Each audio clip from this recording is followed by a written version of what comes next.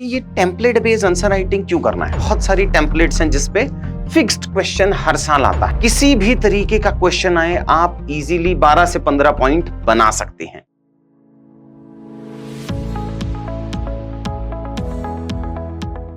आज के इस सेशन में और इस सीरीज के आने वाले सारे सेशंस में मैं आपको बताऊंगा कि टेम्पलेट बेस्ड आंसर राइटिंग क्या होता है और कैसे सेम टेम्पलेट आप 20 में से 7 से 8 क्वेश्चंस में यूज कर सकते हैं। हर क्वेश्चन में आप 12 से 15 पॉइंट्स जनरेट कर सकते हैं। इस टेम्पलेट को यूज कैसे करना है या आंसर राइटिंग के कोई भी डाउट्स हैं तो डिस्क्रिप्शन में मैंने एक लिंक दिया है, उसको फिल कीजिए। मैं आप सबके साथ जूम कॉल करके समझाऊंगा कि आंसर राइटिंग कैसे करते हैं। Let's start from the answer writing templates. ये आंसर राइटिंग टेम्पलेट कुछ नया है which I want to contribute into the UPSC domain. बहुत सारे जो बच्चे होते हैं उनको नॉलेज है बट आंसर राइटिंग स्टार्ट कैसे करें इसका प्रॉब्लम है।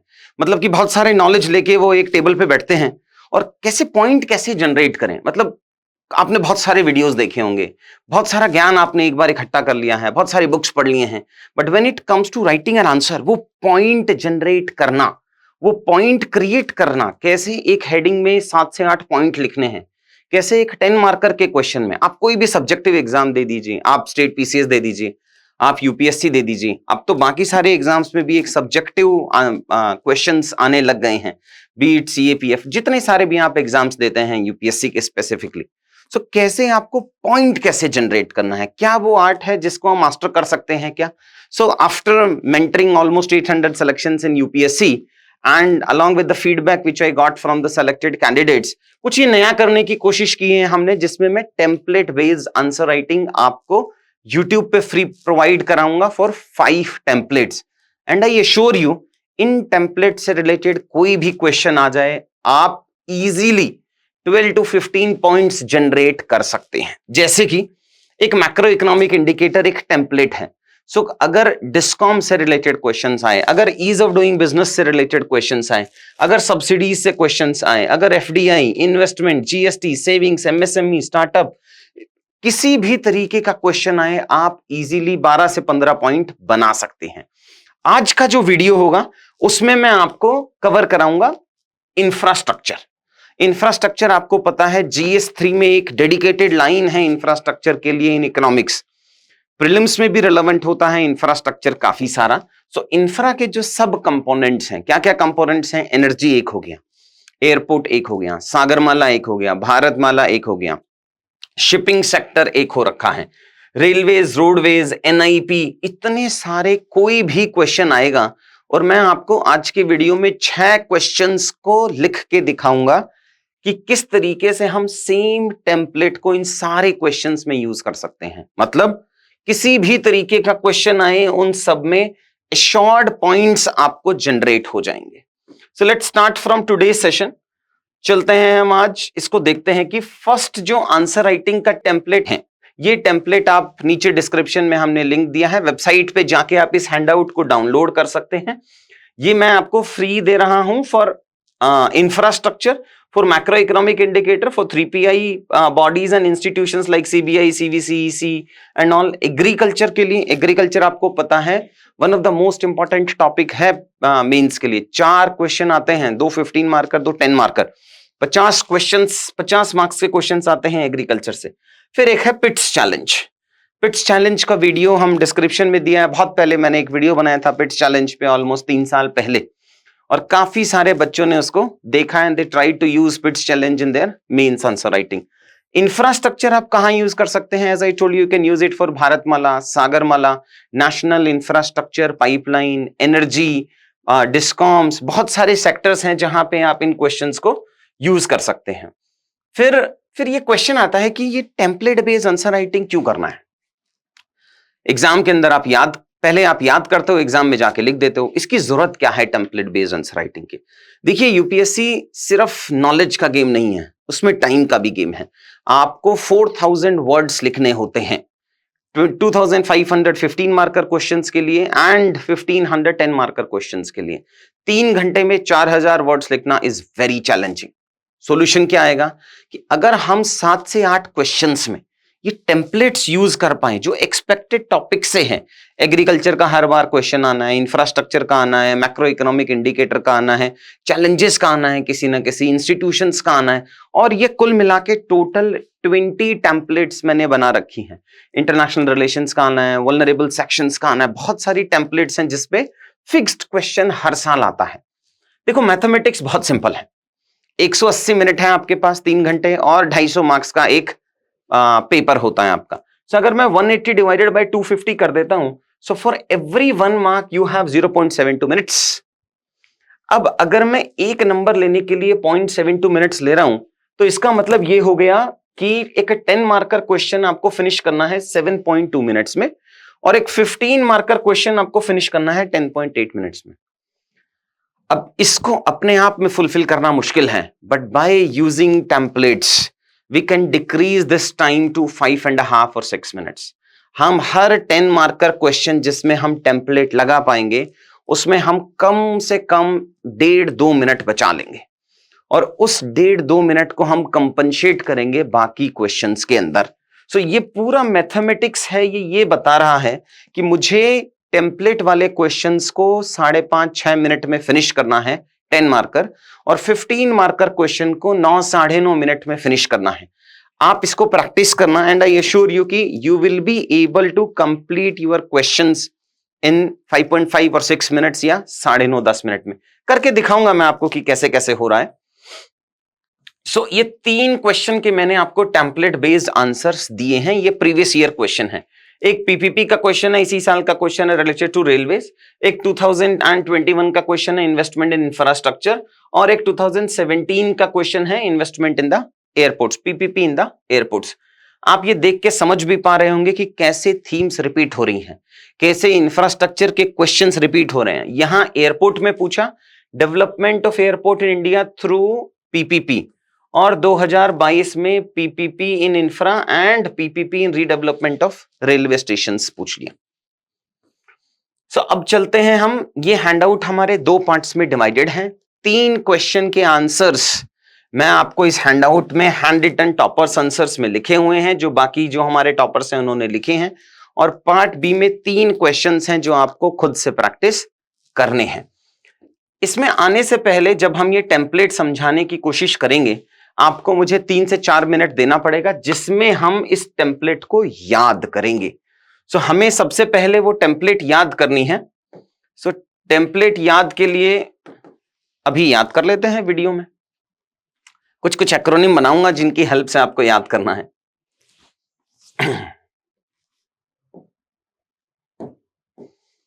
सो एक सिंपल सा, आपको पता होगा कि कुछ एक्रोनिम्स आप बनाते हैं जो पब्लिकली डिस्कस कर सकते हैं, कुछ आप बनाते हैं वो पब्लिकली डिस्कस नहीं कर सकते हैं।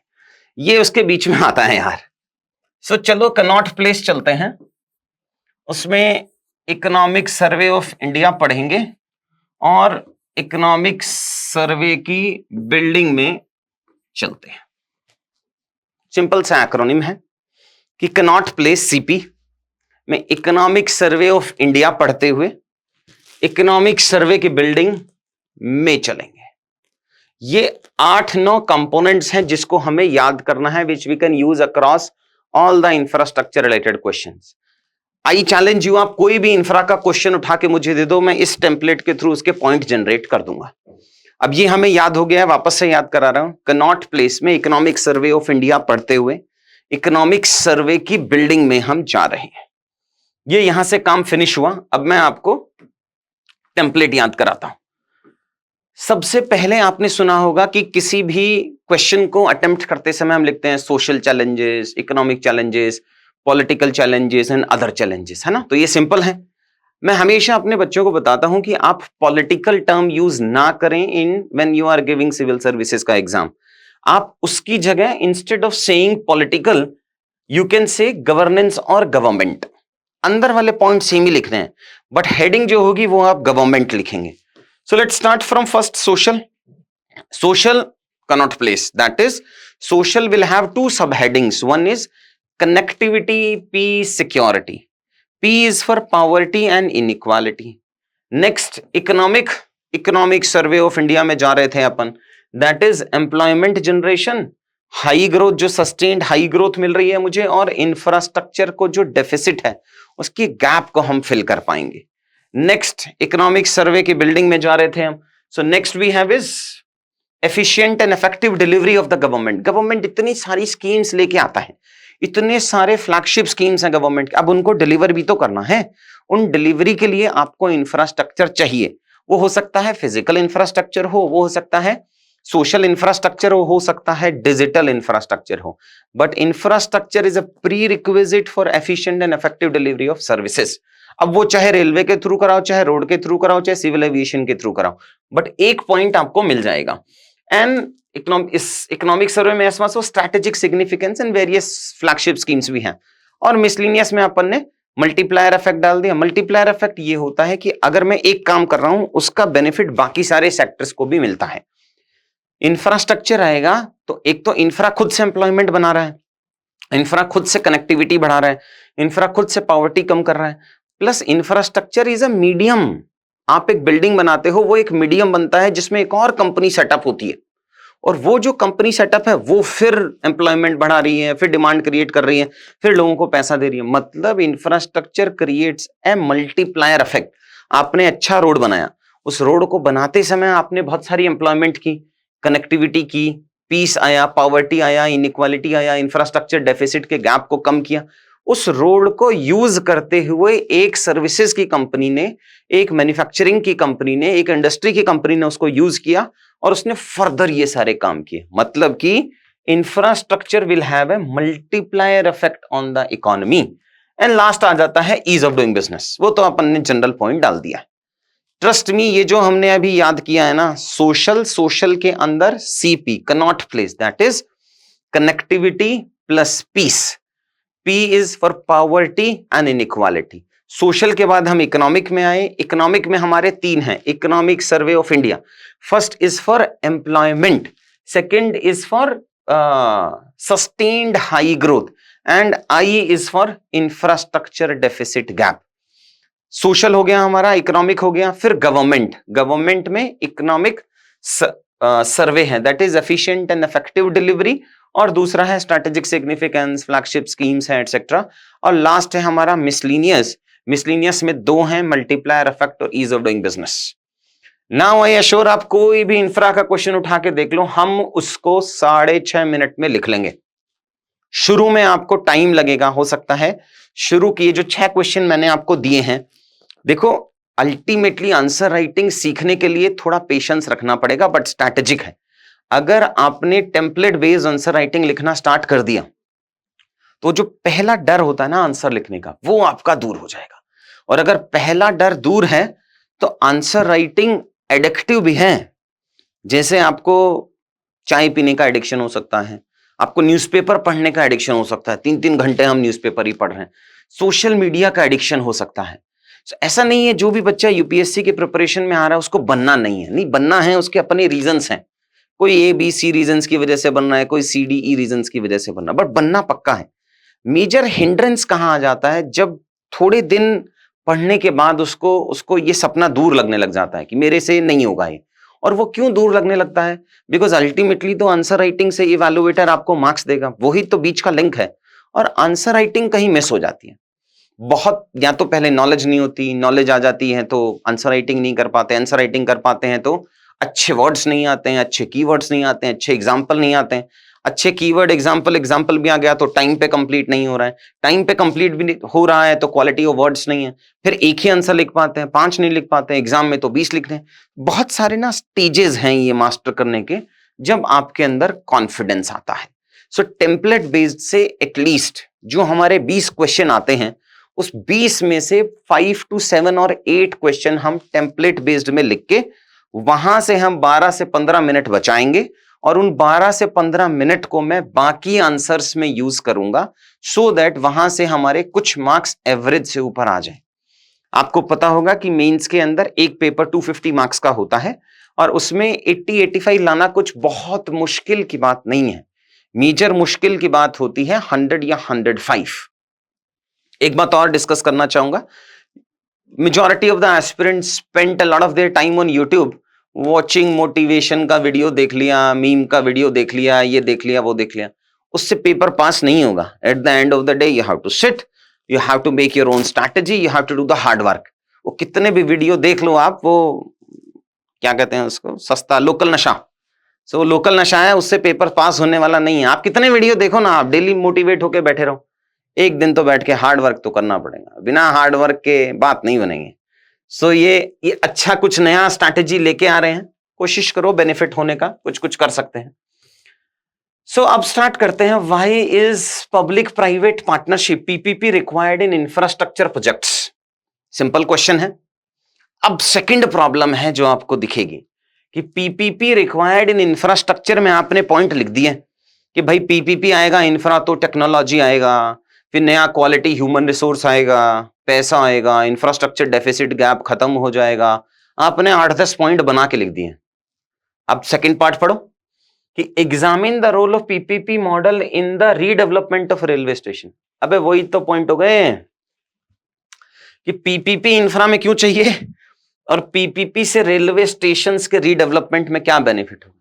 फिर एग्जाम में सोचते फिरोगे कि ये 7 पॉइंट तो यहां लिख दिया, 8वां पॉइंट कहां से लाऊं, 9वां पॉइंट कहां से लाऊं, 10वां पॉइंट, क्योंकि इसमें 5-6 पॉइंट लिखने हैं, इसमें 6-7 पॉइंट लिखने हैं, कुल मिला के तो 12 पॉइंट्स लिखने ही है ना. तो यहां आपको डबल बेनिफिट हो जाएगा टेम्पलेट का, बिकॉज टेम्पलेट में तो हमने 9-10 पॉइंट लिखे हैं. अब ये 9 या 10 पॉइंट जो लिखे हैं, 5-6 ऊपर वाले में लिखेंगे और 5-6 नीचे वाले में लिखेंगे. इसीलिए मैंने ये टेम्पलेट बनाया है आपके लिए. इस टेम्पलेट में importance of PPP for infrastructure projects ये हमने याद कर लिया है. ये आपको सोच सोच के भरना है. देखो शुरू में टेम्पलेट की मास्टरी करने के लिए आपको करीब 15 से 18 मिनट लगेंगे एक आंसर लिखने में. But the moment you know कि अच्छा इसके ये सब पॉइंट्स होने और उसके अंदर, तो आप एक आंसर 15-17 के बाद आप 12-13 पे आएंगे, 12-13 के बाद आप 9-10 पे आएंगे, 9-10 के बाद आप 6:30 पे या 6 पे भी आ जाएंगे. सो कनेक्टिविटी में बेटर एक्सेस टू कैपिटल मिलेगा, इंक्रीज कनेक्टिविटी मिलेगा. पीपीपी आएगा तो क्या होगा, बहुत सारा पैसा मिलेगा, increase connectivity. Sustained high growth due to increase economic activity. अब भैया पीपीपी आएगा, प्रोजेक्ट बनेगा तो इकोनॉमिक एक्टिविटी बढ़ेंगी, तो सस्टेन्ड हाई ग्रोथ मिलेगा. वन टाइम हाई ग्रोथ नहीं, sustained high growth, continuous high growth मिलेगा. Infrastructure deficit gap, so provisions of assets with less constraint on fiscal space. अब देखो गवर्नमेंट के पास बहुत सारा पैसा नहीं है, so government has to take the input और take the financial help from private sector. Both will contribute, that will lead to सर्वश्रेष्ठ भारत और 2047 तक developed economy. So infrastructure deficit gap को अपन फुलफिल कर पाएंगे without putting extra burden on the fiscal space. फिर effective and efficient delivery, reduce bureaucratic inertia. PPP आता है, एमओए साइन होते हैं, आउटसाइड के साथ आप एग्रीमेंट साइन करेंगे, हो सकता है रेगुलेटर हो, एमओयू साइन होंगे, सो उससे ब्यूरोक्रेटिक इनर्शिया कम होगा.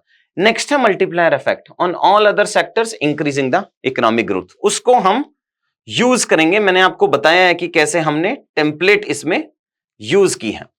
सो PPP for infrastructure projects, template used, improved connectivity.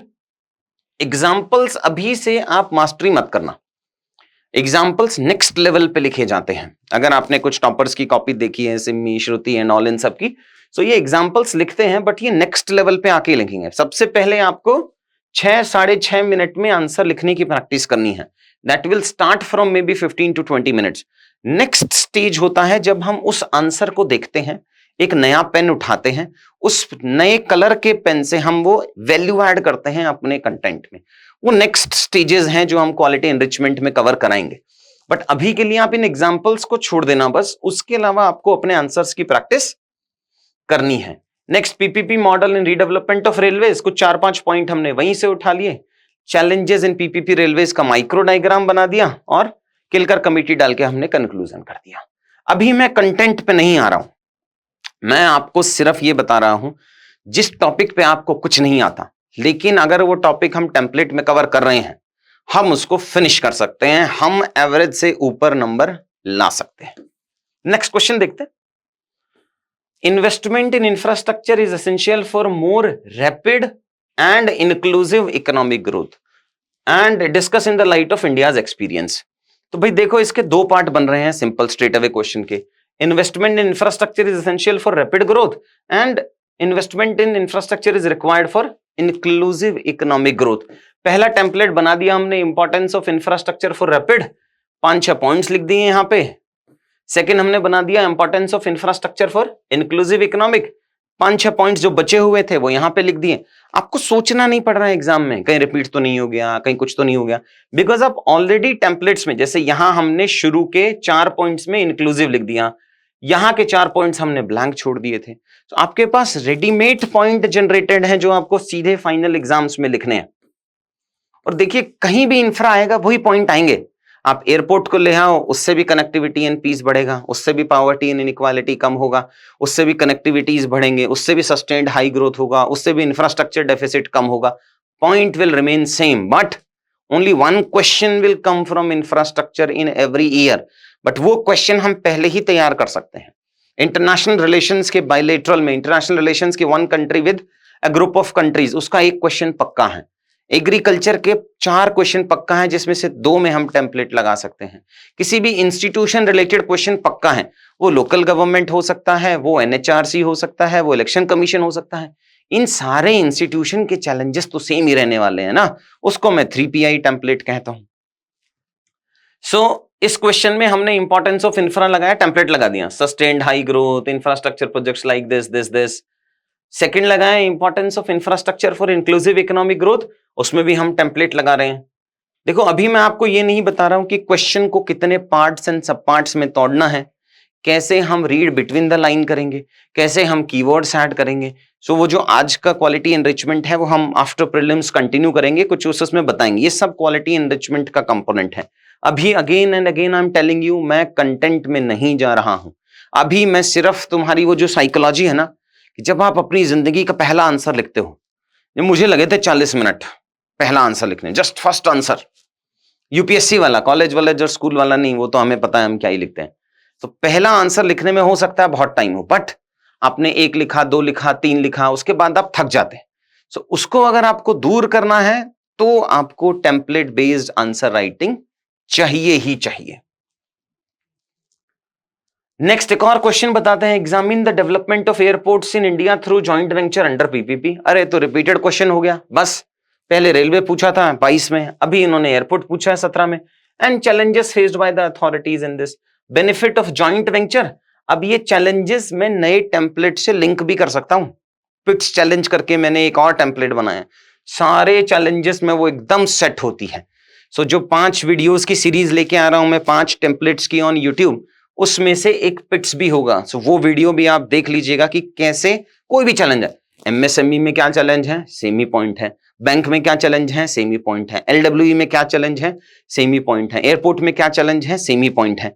So need क्या है एंड ऑल, उसमें हम इंफ्रा का लगाएंगे, और चैलेंज क्या है उसमें हम पिट्स चैलेंज का टेम्पलेट लगाएंगे। सो बेनिफिट्स ऑफ दिस वही लगा दिया, सेम हाई ग्रोथ आएगा in India in the aviation sector, infrastructure deficit, efficient effective delivery, ease of doing business में हेल्प मिलेगा। क्वेश्चन आया, इंट्रोडक्शन लिखा, benefits of joint venture through PPP, template directly used, challenges 4-5 लिख दिए, way forward और लिखना है इन सब क्वेश्चंस में। तो अभी कंटेंट की मास्टरी कैसे करनी है, किन क्वेश्चंस में वे फॉरवर्ड लिखना है, किन क्वेश्चंस में कंक्लूजन लिखना है, क्या किसी क्वेश्चन में दोनों लिखने हैं, क्या कीवर्ड्स कहां यूज करने हैं, क्या एक कंक्लूजन क्वेश्चन मार्क के रूप में हम एंड कर सकते हैं, क्या क्या कोई इंट्रोडक्शन क्वेश्चन मार्क में एंड कर सकते हैं, कितने तरीके का इंट्रोडक्शन होता है। ये सब चीजें जब हम पढ़ेंगे ना, अलॉन्ग विद व्हाटएवर मोटिवेशन जो आप देख रहे हो, तब जाके पेपर पास होगा यार, वरना हम वही कंटिन्यूअस एक कंटिन्यूअस फीलिंग में रहेंगे कि हाँ बहुत अच्छा हो रहा है, बहुत अच्छा हो रहा है। बट चलो छोड़ो, ये पार्ट बी है।